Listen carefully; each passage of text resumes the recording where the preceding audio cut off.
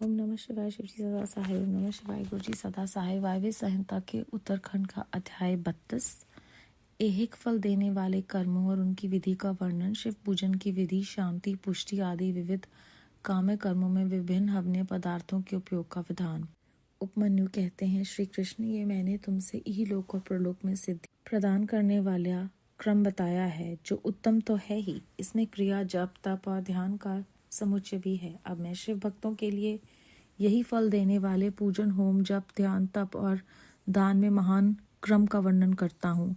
मंत्रार्थ के शेष ज्ञाता को चाहिए कि वह पहले मंत्र को सिद्ध करे, अन्यथा इष्ट सिद्धि कारक कर्म भी फलद नहीं होता। मंत्र सिद्ध कर लेने पर भी जिस कर्म का फल किसी प्रबल अदृष्ट के कारण प्रतिबंध हो, उसे विद्वान पुरुष सहसा न करे। उस प्रतिबंधक का यहाँ निवारण किया जा सकता है।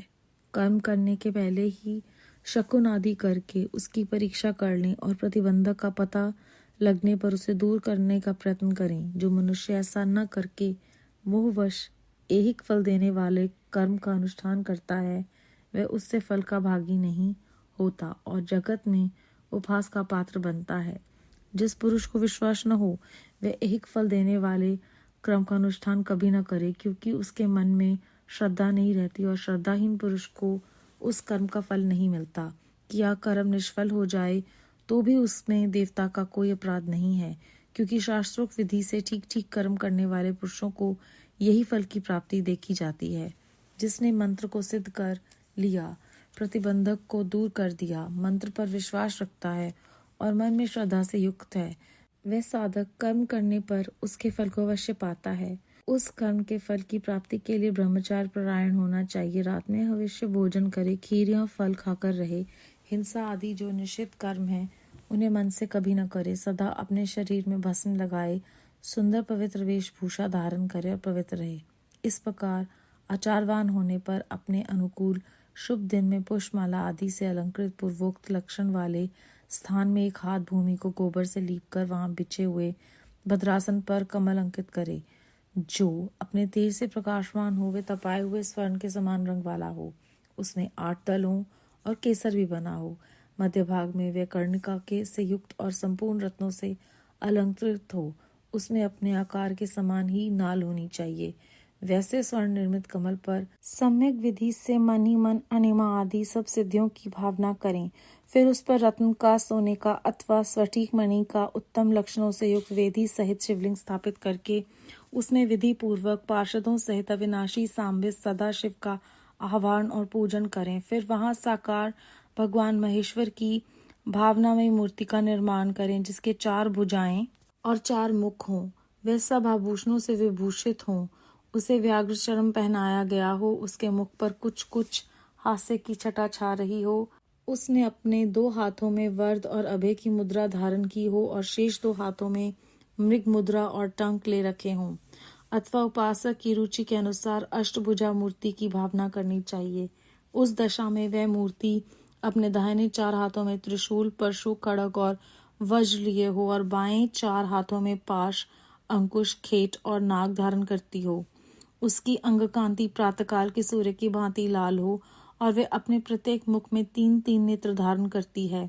उस मूर्ति का पूर्ववर्ती मुख सौम्य तथा अपनी आकृति के अनुरूप ही कांतिमान है। दक्षिणवर्ती मुख नील मेघ के समान श्याम और देखने में भयंकर है। उत्तरवर्ती मुख मूंगे के समान लाल है और सिर की नीली अलकें उसकी शोभा बढ़ाती हैं। पश्चिमवर्ती मुख पूर्ण चंद्रमा के समान उज्ज्वल, सौम्य तथा चंद्रकलाधारी है।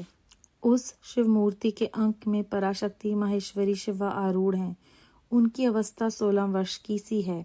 वे सबका मन मोहने वाली हैं और महालक्ष्मी के नाम से विख्यात हैं। इस प्रकार भावनामयी मूर्ति का निर्माण और सकलीकरण करके उनमें मूर्तिमान परम कारण शिव का आह्वान और पूजन करें। वहां स्नान कराने के लिए कपिला गाय के पंचगव्य और पंचामृत का संग्रह करें। विशेषतः चूर्ण और बीज को भी एकत्र करें। फिर पूर्व दिशा में मंडल बनाकर उसे रत्न, चूर्ण आदि से अलंकृत करके कमल की कर्णिका में ईशान कलश की स्थापना करें। तत्पश्चात उसके चारों ओर सद्योजात आदि मूर्तियों के कलशों की स्थापना करें। इसके बाद पूर्व आदि 8 दिशाओं में क्रमशः विद्वेश्वर के 8 कलशों की स्थापना करके उन सबको तीर्थ के जल से भर दें। और कंठ में सूत लपेट दें। फिर उनके भीतर पवित्र द्रव्य छोड़कर मंत्र और विधि के साथ साड़ियाँ, धोती आदि वस्त्र से उन सब कलशों को चारों ओर से आच्छादित कर दें। तदनंतर मंत्रोच्चारण पूर्वक उन सब में मंत्र न्यास करके स्नान का समय आने पर सब प्रकार के मांगलिक शब्दों और वाद्यों के साथ पंचगव्य आदि के द्वारा परमेश्वर शिव को स्नान कराएं। कुशुदोक, सर्वोदक और रत्नोदक आदि जो गंध पुष्प आदि से वासित और मंत्र से धूप क्रमशः लेकर मंत्रोच्चारण पूर्वक उनके द्वारा महेश्वर को नहलाएं। फिर गंध पुष्प और दीप आदि निवेदन करके पूजा कर्म संपन्न करें। आलेपन या उपटन कम से कम 1 पल और अधिक से अधिक 11 पल हो। सुंदर स्वर्ण में और रत्न में पुष्प अर्पित करें। सुगंधित नीलकमल, नीलकुमुद, अनिकेशः, बिल्वपत्र, लाल कमल और श्वेत कमल भी शंभु को चढ़ाएं।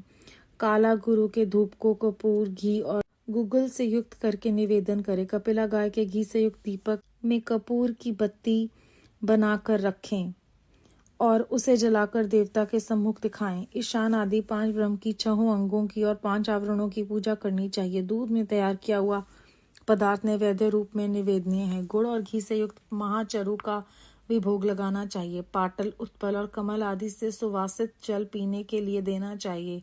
5 प्रकार की सुगंधों से युक्त तथा अच्छी तरह लगाया हुआ तांबुल मुख शुद्धि के लिए अर्पित करना चाहिए। स्वर्ण और रत्नों के बने हुए आभूषण, नाना प्रकार के रंग वाले नूतन महीन वस्त्र जो दर्शनीय हो, इष्ट देव को देने चाहिए। उस समय गीत, वाद्य और कीर्तन आदि भी करने चाहिए। मूल मंत्र का 1 लाख जप करना चाहिए। पूजा कम से कम 1 बार नहीं 2 या 3 बार करनी चाहिए, क्योंकि अधिक का अधिक फल होता है। होम सामग्री के लिए जितने द्रव्य हों उनमें से प्रत्येक द्रव्य की कम से कम 10 और अधिक से अधिक 100 आहुतियां देनी चाहिए। मारण और उच्चाटन आदि में शिव के घोर रूप का चिंतन करना चाहिए। शांति क्रम या पौष्टिक कर्म करते समय शिवलिंग में, शिवाग्नि में तथा अन्य प्रतिमाओं में शिव के सौम्य रूप का ध्यान करना चाहिए। मारण आदि और कर्मों में लोहे के बने हुए सुत्रुक और सुत्रुवा का उपयोग करना चाहिए। अन्य शांति आदि कर्मों में सुत्रुक और सुत्रुवा बनवाने चाहिए। मृत्यु पर विजय पाने के लिए घी, दूध में मिलाई हुई दुर्वा से, मधु से, घृत युक्त चरु से अथवा केवल दूध से भी हवन करना चाहिए तथा रोगों की शांति के लिए तिलों की आहुति देनी चाहिए। समृद्धि की इच्छा रखने वाला पुरुष महान हृदय की शांति के लिए घी, दूध अथवा केवल कमल के फूलों से होम करे। वशीकरण का इच्छुक पुरुष घृत्य युक्त जाति पुष्प, चमेली या मालती के फूलों से हवन करे। द्विज को चाहिए कि वह घृत और करवीर पुष्पों से आहुति देकर आकर्षण का प्रयोग सफल करे। तेल की आहुति से उच्चाटन और मधु की आहुति से स्तंभन कर्म करे। सरसों की आहुति से भी स्तंभन किया जाता है। बड़ के बीज और तिल की आहुति द्वारा मारण और उच्चाटन करे। नारियल के तेल की आहुति देकर विद्वेषण कर्म करे। रोही के बीज की आहुति देकर बंधन का तथा लाल सरसों मिले हुए संपूर्ण होम द्रव्यों से सेना स्तंभन का प्रयोग करे। अभिचार कर्म में हस्तचालित यंत्र से तैयार किए गए तेल की आहुति देनी चाहिए। कुटकी भी की भूसी, कपास की ढोड तथा तेल मिश्रित सरसों की भी आहुति दी जा सकती है। दूध की आहुति ज्वर की शांति करने वाली तथा सौभाग्य फल प्रदान करने वाली होती है। मधु, घी और दही को परस्पर मिलाकर इनसे दूध और चावल से अथवा केवल दूध से किया हुआ होम संपूर्ण सिद्धियों को देने वाला होता है। 7 स्मिदा आदि शांति तक अथवा पौष्टिक कर्म भी करें। विशेषतः द्रव्यों द्वारा होम करने पर वश्य और आकर्षण की सिद्धि होती है। बिल्व पत्रों का हवन वशीकरण तथा आकर्षण का साधक और लक्ष्मी की प्राप्ति कराने वाला है। साथ ही ये वह शत्रु पर विजय प्रदान कराता है।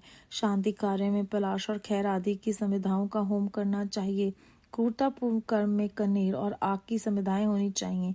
लड़ाई झगड़े में कटीले पेड़ों की समिधाओं का हवन करना चाहिए। शांति और पुष्टि कर्म को विशेषतः शांतिचित पुरुष ही करे। जो निर्दय और क्रोधी हो उसी को अभिचारिक कर्म से प्रवृत्त होना चाहिए।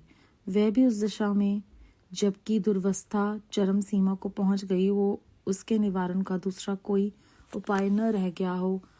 आतात्य को नष्ट करने के उद्देश्य से अभिचारिक कर्म करना चाहिए। अपने राष्ट्रपिता को हानि पहुंचाने के उद्देश्य से अभिचारिक कर्म कदापि नहीं करना चाहिए। यदि कोई आस्तिक, परम धर्मात्मा और मान्य पुरुष हो, उससे यदि कभी आततायीपन का कार्य हो जाए तो भी उसको नष्ट करने के उद्देश्य से आभिचारिक कर्म का प्रयोग नहीं करना चाहिए। जो कोई भी मन, वाणी और क्रिया द्वारा भगवान शिव के आश्रित हो, उसके तथा राष्ट्रपति के उद्देश्य से भी आभिचारिक कर्म करके मनुष्य शीघ्र ही पतित हो जाता है। इसलिए कोई भी पुरुष जो अपने लिए सुख चाहता हो, अपने राष्ट्रपालक राजा की तथा शिव भक्त की अभिचार आदि के द्वारा हिंसा न करे। दूसरे किसी के उद्देश्य से भी मारण आदि का प्रयोग करने पर पश्चाताप से युक्त हो प्रायश्चित करना चाहिए।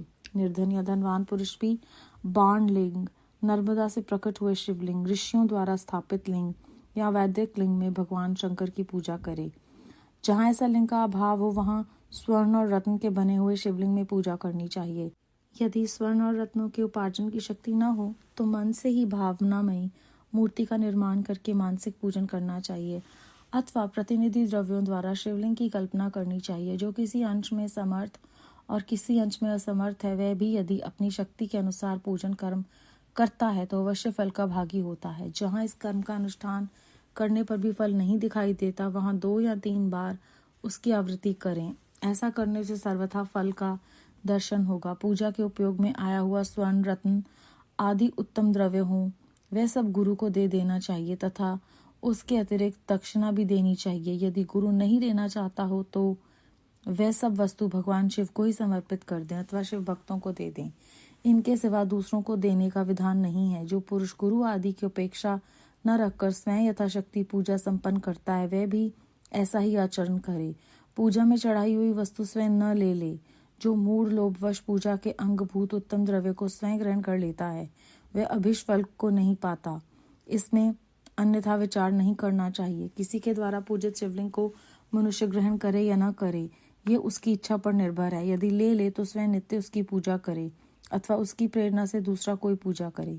जो पुरुष इस कर्म का शास्त्रीय विधि के अनुसार ही निरंतर अनुष्ठान करता है, वह फल पाने से कभी वंचित नहीं रहता। इससे बढ़कर प्रशंसा की बात और क्या हो सकती है। तथापि मैं संक्षेप से कर्म जनित उत्तम सिद्धि की महिमा का वर्णन करता हूँ। इससे शत्रुओं अथवा अनेक प्रकार की व्याधियों का शिकार होकर और मौत के मुंह में पड़कर भी मनुष्य बिना किसी विघ्न बाधा के मुक्त हो जाता है। अत्यंत कृपण भी उदार और निर्धन भी कुबेर के समान हो जाता है। कुरूप भी कामदेव के समान सुंदर और बूढ़ा भी जवान हो जाता है। शत्रु क्षण भर में मित्र और विरोधी भी किंकर हो जाता है। अमृत विष के समान और विष भी अमृत के समान हो जाता है। समुद्र भी स्थल और स्थल भी समुद्रवत हो जाता है। गड्ढा पहाड़ जैसा ऊंचा और पर्वत भी गड्ढे के समान हो जाता है। अग्नि सरोवर के समान शीतल और सरोवर भी अग्नि के समान दाहक बन जाता है। उद्यान जंगल और जंगल उद्यान हो जाता है। शूद्र मृग सिंह के समान शौर्यशाली और सिंह भी क्रीड़ा मृग के समान आज्ञापालक हो जाता है। स्त्रियां अभिसारिका बन जाती हैं, अधिक प्रेम करने लगती हैं और लक्ष्मी सुस्थिर हो जाती है। वाणी इच्छानुसार दासी बन जाती है और कीर्ति गणिका के समान सर्वत्रगामिनी हो जाती है। बुद्धि स्वेच्छानुसार विचरने वाली और मन हीरे को छेदने वाली सुई के समान सूक्ष्म हो जाता है।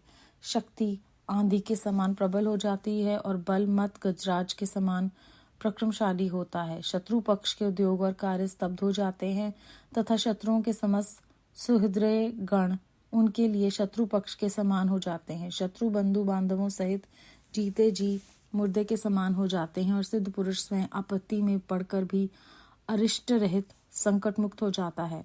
अमृतवसा प्राप्त कर लेता है। उसका खाया हुआ अपथ्य भी उसके लिए सदा रसायन का काम देता है। निरंतर रति का सेवन करने पर भी वह नया सा ही बना रहता है। भविष्य आदि की सारी बातें उसे हाथ पर रखे हुए आंवले के समान प्रत्यक्ष दिखाई देती हैं। अणिमा आदि सिद्धियां भी इच्छा करते ही फल देने लगती हैं। इस विषय में बहुत कहने से क्या लाभ। इस कर्म का संपादन कर लेने पर संपूर्ण कामरथ सिद्धियों में कोई भी वस्तु नहीं रह जाती जो अलभ्य हो। अध्याय 32 समाप्त। इस अध्याय में उपमन्यु जी श्री कृष्ण को कहते हैं कि उन्होंने उनको इस लोक में और प्रलोक में सिद्धि प्रदान करने वाला क्रम बता दिया है। वो उत्तम तो है ही है। इसके अलावा वो कहते हैं कि मंत्रार्थ ज्येष्ठ ज्ञाता को चाहिए कि वो फल का पहले मंत्र सिद्ध कर ले, अन्यथा कोई भी काम जो है वो फल नहीं देगा। और मंत्र सिद्ध करने पर भी जो काम जो है वो प्रतिबंधित है वो नहीं करना चाहिए। और जो मनुष्य मोहवश कोई भी कर्म जो है वो फल देने के अनुष्ठान से करता है, वो फल का भागी नहीं होता। जिस पुरुष को विश्वास न हो, वो एक फल देने वाले कर्म का अनुष्ठान कभी ना करे, क्योंकि मन में श्रद्धा ही सबसे उत्तम जो है वो भाव है, जिसको परमात्मा देखना चाहते हैं। किया हुआ कर्म निष्फल हो जाता है तो भी उसे देवता का कोई अपराध नहीं है, क्योंकि शास्त्र में विधि से ठीक ठीक कर्म करने वाले पुरुष ही फल की प्राप्ति करते हैं। तो इस तरह से मंत्र पर विश्वास रखना है, मन में श्रद्धा रखनी है और कर्म के फल की इच्छा न करते हुए ही सारे कर्म करने हैं। इसीलिए हमें प्रेरणा देते हैं गुरुजी कि हमें कुछ भी मांगना नहीं है, केवल मानना है। फिर आगे चलकर वो विस्तार पूर्वक बताते हैं कि जो पूजा का स्थान है वो किस तरह का होना चाहिए, वेदी कैसी होनी चाहिए। और वो ये कहते हैं कि इस तरह से भावनामयी मूर्ति का निर्माण भी कर सकते हैं। और हर चीज़ में वो हमें समझाते हैं कि हमारा जो भाव है वो सबसे ज़्यादा महत्वपूर्ण है। आगे चलकर वो समझाते हैं कि मूल मंत्र का 1 लाख जप करना चाहिए और जितना अधिक करेंगे उसका अधिक का अधिक ही फल होता है। फिर वो विस्तार पूर्वक वर्णन करते हैं कि किस प्रकार आहुतियाँ देनी है और उसमें क्या क्या करना है, क्या नहीं करना है। उसके उपरांत सारा विवरण देने के बाद वो बताते हैं कि यदि कोई आस्तिक, परम धर्मात्मा या मान्य पुरुष हो, उससे अगर कोई गलत काम हो जाए तो उसको नष्ट करने के उद्देश्य से कभी भी अभिचारिक कर्म का प्रयोग नहीं करना है। जो भी शिवजी भगवान का भक्त है या राष्ट्रपति है, उसके लिए कभी भी अभिचार के द्वारा हिंसा नहीं करनी है। और इस तरह से जो निर्धन या धनवान पुरुष है वो बाण लिंग, नर्मदा से प्रकट हुए शिवलिंग, ऋषियों द्वारा स्थापित लिंग या वैदिक लिंग में भगवान शिव जी की पूजा कर सकते हैं।